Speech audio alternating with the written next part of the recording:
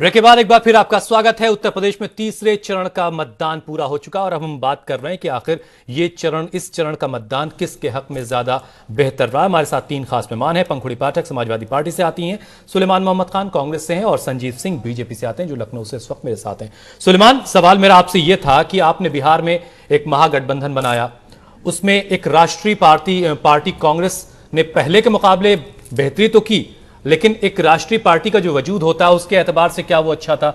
आपने अभी समाजवादी पार्टी के साथ आप हो लिए, आप खुद कहां पर पाते हैं इसमें? आपको याद होगा खाट सभाओं के वक्त किस तरीके से आप लोग अखिलेश और उनकी सरकार को कोस रहे थे और अब आप उन्हीं की सिर्फ तारीफें कर रहे हैं। जी जी बिल्कुल बिल्कुल आप सही कह रहे हैं। देखिए, बिहार का और यूपी का अगर आप बात करें, हमने बिहार में 243 में से 40 सीटों पर चुनाव लड़ा था, 28 विधायक हमारे वहां जीत के आए। हमारा मकसद ये है, चाहे यूपी को देखें आप बिहार को देखें, जिस तरह का मुल्क में माहौल बन रहा था और जैसा कि मैंने कहा कि अगर मुल्क का वजीर आजम इस तरह की बात करने लगे जिससे आपस में कौमों के नफरत पैदा हो जाए, तो फिर आप सियासी जमातों को ये देखना चाहिए, राजनीतिक दलों को ये देखना चाहिए किस तरह से ऐसी विचारधारा को रोका जाए। कांग्रेस पार्टी ने वही किया। एक आंकड़ा हुसैन भाई मैं बताना चाहता था। हुसैन भाई, इस बात को तो बीजेपी के भी लोग मानेंगे कि 2014 से बड़ी जो मोदी लहर थी वो ना इससे पहले कभी आई ना आगे, अभी मुश्किल है। 2014 के अगर आंकड़े देखें हम लोकसभा चुनाव के, तो 22.6% वोट सपा लाई थी और 10.2% वोट कांग्रेस लाई थी। अगर इसे ही मिला लें आप तो 33-34% वोट बनता है।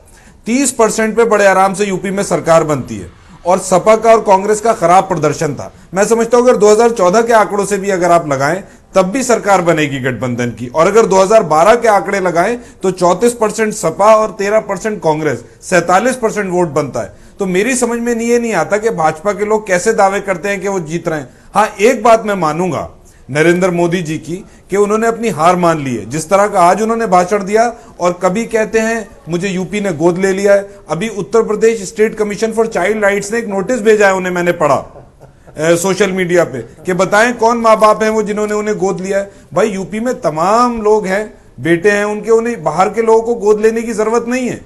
मोदी जी ने यह भी कहा था कि मां गंगा ने बुलाया है 2014 के चुनाव में। भाई, आपकी मां गंदी पड़ी है 3 साल से, गैरत नहीं आती, 3 साल से मैली मां कीचड़ लगी पड़ी है। ठीक है, आप उसे साफ क्यों नहीं करते भाई? सुलेमान, अगर मेरी मां 3 घंटे भी गंदी हो तो मुझे तो बड़ी शर्म आएगी। मां गंगा ही को साफ करिए। ठीक है संजीव हम सिंह, करेंगे साफ। देखिए, आप हमारी सरकार आंदी, हम गंगा को साफ करेंगे। संजीव, एक छोटा सा रिएक्शन आप दे दें, फिर मैं लखनऊ पे बात करना चाहता हूं क्योंकि लखनऊ सूबे की राजधानी है और वहां से बहुत कुछ तय होता है। एक छोटा सा रिएक्शन संजीव, क्योंकि आप कुछ कहना चाह रहे हैं। हुसैन जी, सुलेमान का गणित भी कमजोर है और भारतीय संस्कृति के बारे में तो कांग्रेस पार्टी के लोगों को कभी जानकारी रही नहीं। इन्होंने, पहले मैं इनको जवाब दे दूं कि जो इन्होंने 29% हमें पता है संस्कृति और गणित, 12वां में साइंस से हूं वकील, लेकिन फिजिक्स केमिस्ट्री मैथ से 12th हूं। डिग्री भी दिखा सकता हूं मैं अपनी, भैया डिग्री भी दिखा सकता हूं। सुलेमान, फिजिक्स केमिस्ट्री मैथ से 12th, मैंने बीएलएलबी ऑनर्स किया और मेरी डिग्री असली है, नकली डिग्री नहीं है मेरी। मुझे शर्म भी नहीं आती है संजीव जी डिग्री दिखाने में। भाई, स्मृति ईरानी जी की और मोदी जी की डिग्री बातें क्यों नहीं? सुलेमान, ऐसे कैसे बात हो पाएगी? जांच करानी है मेरी डिग्री की। सुलेमान, 1 मिनट, ऐसे कैसे बात होगी? हाँ प्लीज। नहीं, गणित भैया, फिजिक्स केमिस्ट्री मैथ से मैं 12th हूं। देखिए, जब ठीक है सुलेमान, आप एक लॉयर हैं, मैं डिग्री भी दिखा सकता हूं। मैं जानता हूं, मैंने अभी कहा ना, भारतीय संस्कृति के बारे में कांग्रेस पार्टी को जानकारी नहीं है, तो कम से कम यहाँ थोड़ी कर्सी पॉइंट पे आइए, पॉइंट पे संजीव जी, पॉइंट पे आइए। 337 सीटें ऐसी हैं जिसमें हम जीते थे। 253, मैं पॉइंट ही इनको वही गणित बता रहा हूं कि 253 सीटों पे 40% से ज्यादा। ट्राइबल कॉन्टेस्ट में साहब 35% आपको चाहिए होंगे जीतने के लिए सीट, 29% से नहीं जीतेंगे। ये तो हो गई गणित की बात। अब हम आ जाते हैं गोद लेने वाली जो बात है, जो इनके पास अधिकार आयोग ने जो नोटिस दिया। सुलेमान, बीच में ना टोके प्लीज। सुलेमान, इस बात को समझिए क्या बात है। मोदी जी यहाँ पे उत्तर प्रदेश से सांसद है। मोदी जी को जनता ने आगे बढ़ के समर्थन दिया। तो मोदी जी उन्होंने अपने 2 गांव समर्पण गोद भाव लिए का थे, एहसास करा जयापुर रहे थे। और कौन सा सुलेमान ये ठीक नहीं कर रहे हैं आप। सुलेमान बीच में बोलने की आदत ठीक नहीं है आपकी। सुलेमान ये ना करें। नहीं आएगा। इसीलिए मैंने कहा कि आपको संस्कृति का हमारे यहाँ जो विचार रहा चलिए संजीव जी, उसका भान नहीं है। संजीव जी बात आपकी पूरी हो गई है। हमें मत सिखाइए संजीव जी बात आपकी पूरी हो गई। अनिल जी, लखनऊ उत्तर प्रदेश की राजधानी है, 9 सीटें हैं वहां की और काफी कांटे का मुकाबला वहां पर।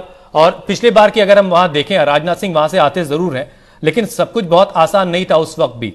इस दफा आप लखनऊ को कैसे देख रहे हैं? कैंट में कांग्रेस से आई हुई रीता बहुगुणा जोशी मुकाबले में है अपर्णा यादव के।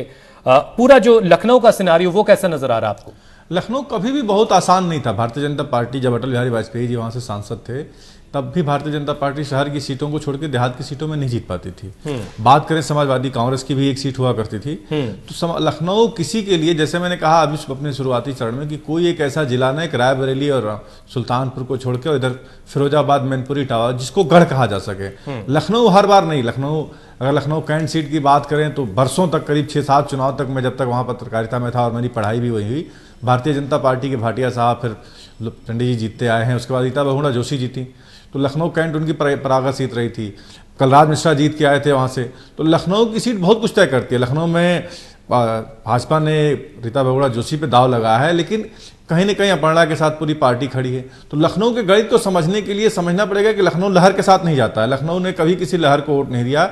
शहरी तबका जो भाजपा का परंपरागत वोट माना जाता था हमेशा, और इसके शहर की 4 सीटें थी जो लगभग पिछले चुनाव को छोड़ के 3-4 चुनाव में वो भारतीय जनता पार्टी के पाले में रही। लेकिन पिछली बार कांग्रेस ने सेध लगाई और कैंट की सीट रीता बहुगुणा जोशी लेके आई। रीता बहुगुणा जोशी की बात करें, उसको अपनी जीत मानती थी, कहती थी कांग्रेस की जीत नहीं है, मेरी ऑफ द रिकॉर्ड हम लोगों की जब भी बात हुई थी उनसे। तो लखनऊ के गणित को समझने के लिए लखनऊ में अखिलेश यादव ने बहुत काम किया है।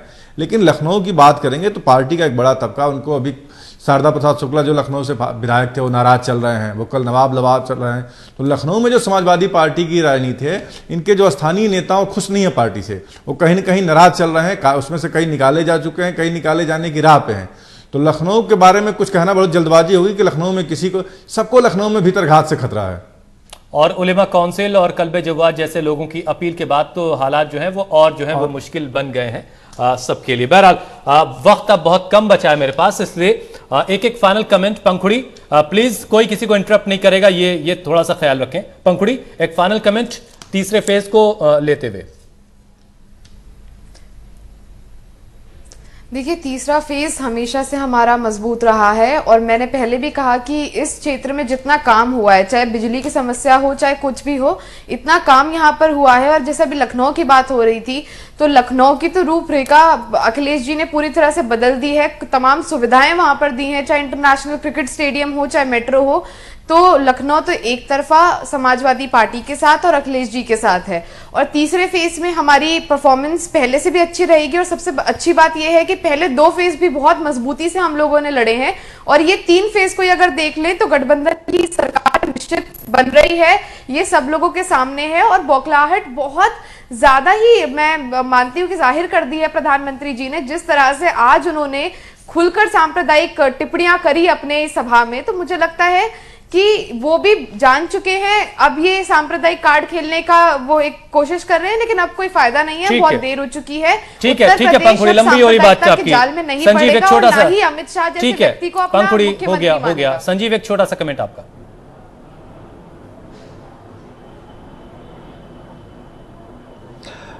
हुसैन जी, क्राइम, करप्शन और कुशासन का जो साम्राज्य पिछले 5 वर्षों में उत्तर प्रदेश में चला है, और विकास का जो वनवास हो गया है 14 वर्ष से, जब से भारतीय जनता पार्टी सूबे की सत्ता से बाहर हुई, उसको खत्म करने का जनता ने ठान लिया है।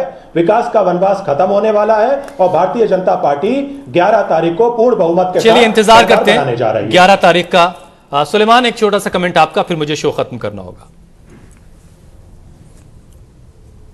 देखिए, प्रधानमंत्री का जो आज का भाषण है और जो कभी वो यूपी में गोद ले लिए, जबरदस्ती अपने आप को गोद दे देते हैं, इससे साफ जाहिर होता है कि वो अपनी हार मान चुके हैं। आज का फेज खत्म होने के बाद सपा और कांग्रेस का अलायंस 150 प्लस सीटों पे है। ठीक है अनिल जी, 209 में से 150 प्लस सीटों पे आज के फेज के बाद। अनिल जी, एक 30 सेकंड का छोटा सा, फिर आपके साथ ही मैं शो अपना। राजनीतिक दलों की बात करें तो 3 गठबंधन चुनाव लड़ रहे हैं और सबका आंकड़ा 300 से पार का है। प्रधानमंत्री जी भी कह रहे हैं सभी सरकार 300 से जाता है। विधानसभा में तो 400 ही सीटें, 900 सीटें तो है नहीं, तो हमको इंतजार करना पड़ेगा 11 तारीख को इनके किसके आंकड़े सही है। 11 को हम फिर बैठेंगे और चर्चा करेंगे किसको कितनी सीटें मिलती हैं।